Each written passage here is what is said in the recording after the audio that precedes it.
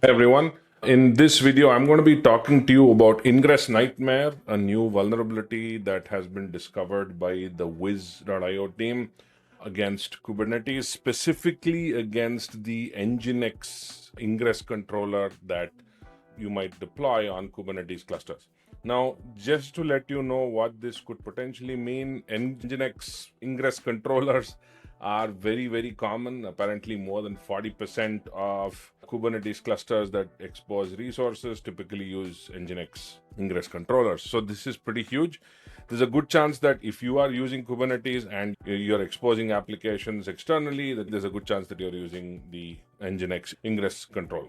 Before I get into the vulnerability, I just want to clear out a few things, just a little bit of theory before we get into the actual vulnerability itself. So basically in Kubernetes, you have ingress objects and ingress controllers. Now, ingress objects are essentially APIs that allow you to create external access to different HTTP-based services that are running in your Kubernetes cluster. It allows you to create rules and configurations and SSL termination and so on. Now, ingress controllers essentially implement ingress along with proxies and behaves like proxies and load balancers to actually give you that functionality. So ingress without ingress controller is kind of pointless, and that's really why it is really an ingress controller issue. Now, NGINX is a very popular ingress controller. You have other ingress controllers as well. You have, I'm sure this Kong has its own ingress controller. You have Traffic. You have many other ingress controllers as well. This specific vulnerability affects the NGINX ingress controller. This write-up and this link is extremely detailed. I'll share it. I'll share this in the show notes, but this is something that you should be reading and, of course, immediately doing something about patching your Kubernetes cluster if you have this running in your Kubernetes cluster. Now, like I said, they've mentioned this. The NGINX Ingress controller has over 18,000 stars on GitHub, very popular, very common usage in terms of the Ingress controller object. Now, this vulnerability allows an attacker to craft payload that can potentially do remote code execution, that can bypass authorization, that can do a whole bunch of things, that can do a complete cluster takeover. It is a 9.8 and on the CVSS scale, and this is obviously super critical as far as you're concerned.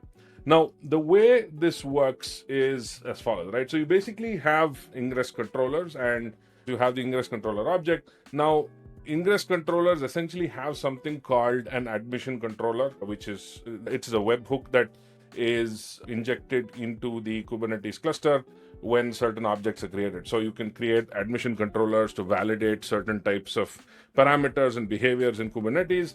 And this ingress controller also deploys its own admission controller. Now, the way this works is that you get a request from an external source or from some user.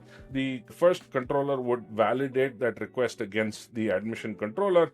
The admission controller would essentially validate it as NGINX configuration. The NGINX server would receive that configuration, and then, of course, it would route it to the right endpoints and the right API endpoints and so on in the background. This is how admission controllers typically work. In fact, admission controllers are a very interesting way to attack Kubernetes clusters. In fact, I spoke about this in B-Side Singapore a year or a couple of years ago. I'll also try and link that YouTube video in the show notes. It's a very interesting way because they are essentially unauthenticated at that point. You are receiving a request into the Kubernetes cluster, and then it validates it with this admission controller. So admission controllers typically receive unauthenticated requests or just raw requests, and then based on validation only, then they give you a yes or no or deny or allow kind of a response. There are also things like mutating admission controllers, which I'm not going to go into in this case, but what you have is that you get a request, it goes into an admission controller. The admission controller, once it's done validating, it creates an admission review object,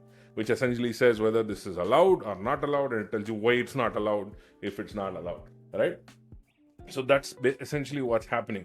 The vulnerability that's happening here specifically is that the attacker can craft specific NGINX configs that go into this admission controller, and this admission controller does not validate it correctly, and it passes on these NGINX configurations to the backend NGINX binary, and the NGINX binary essentially allows it to execute code or to access resources on the Kubernetes cluster like secrets and so on. So it can literally have a full-fledged cluster takeover because of crafted payload to this particular admission controller, which sends the configs to NGINX, the NGINX binary in the background. So the idea here is that it's a bunch of CVEs. It's not just one CVE, but the biggest one is obviously the remote code execution CVE, which is CVE 2025-1974. This is the worst affected, but there are other CVEs in here as well.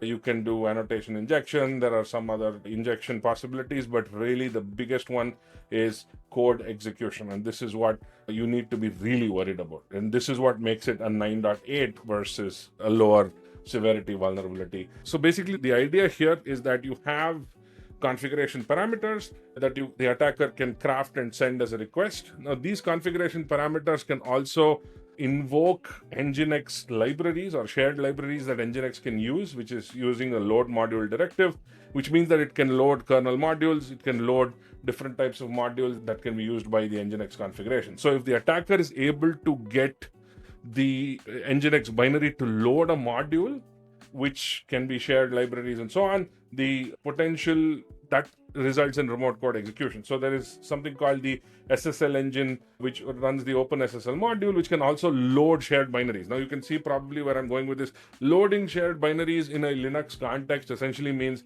I can load a module and load a library and execute that library or execute that code in the backend. So it essentially means I can do an RCE and I can access the cluster, I can compromise the secrets in that cluster, I can execute code on that cluster. And remember, all this is happening in the admission controller, which is a highly privileged entity inside the Kubernetes cluster, which means that since this is being done in that context of that admission controller, the admission controller has probably cluster-wide privileges, and that's why the remote code execution is a huge problem. Now, this is definitely something that you need to worry about. So you'll see that, in fact, the blog is extremely detailed. There's nothing more you could have asked for in terms of a detailed explanation, but I'm trying to just give you a little bit of additional input as to what the actual vulnerability is. Now, this is definitely something that you need to be patching. I think the Kubernetes team has already addressed this. They've already, I think, released patches for this. I don't have the exact version numbers right now. I'll try and add that into the show notes when we release this video. But this is something that you need to immediately address. I think the managed Kubernetes clusters are probably with AWS, Azure, GCP, probably taking care of this already. But if you are running Kubernetes elsewhere, or if you're kind of self-managing a little bit more of your Kubernetes cluster, this is something that you probably need to take extremely seriously. I'll inform you with more details as and when I have them, but this is super critical that you need to deal with ASAP.